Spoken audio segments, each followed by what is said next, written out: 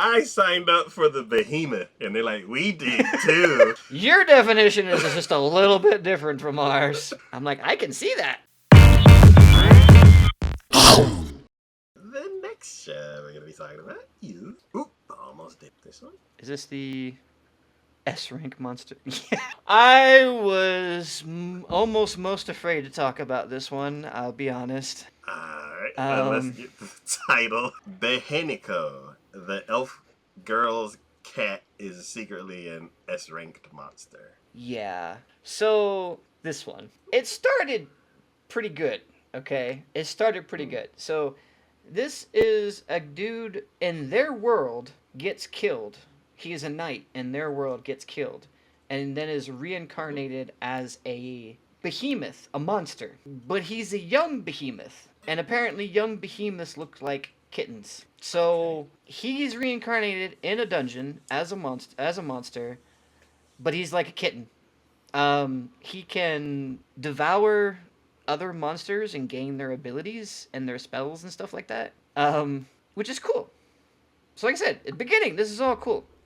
At one point, he stumbles upon a gold dragon, I think, or a bronze dragon, or something like that, and that's way too powerful for him. He was still too far in his infancy to be able to do anything, so he ends up getting severely hurt, and his only choice in order to survive was to flee. So he leaves, and eventually he's trying to find the exit and ends up coming across, and then the elf girl ends up coming across him. She confuses him for being a cat because that's what he looks like.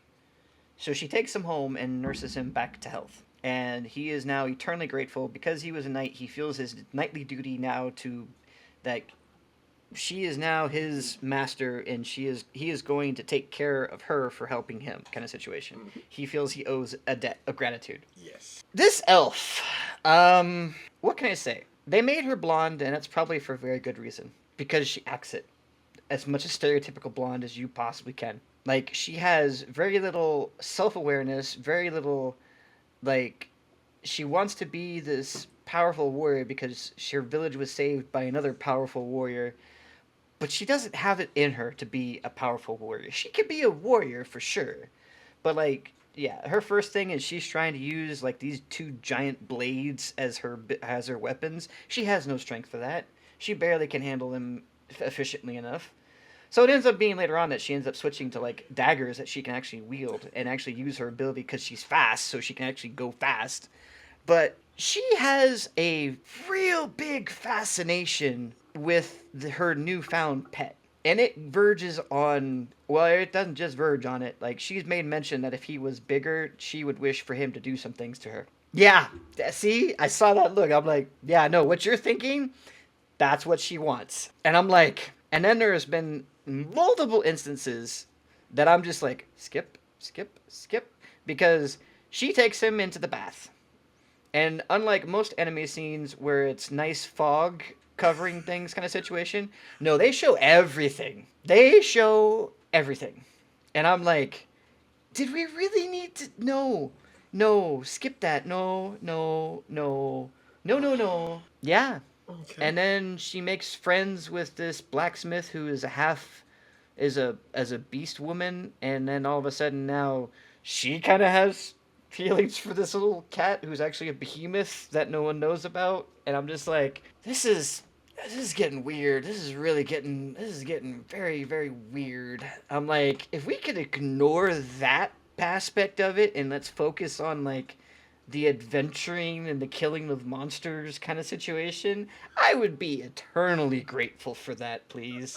Can we just go back to that? But every now and then we have to throw in this, yeah, and I'm just like, no, I don't need that. Thank you. It's just like every now and then it's like, oh, hey, boobs.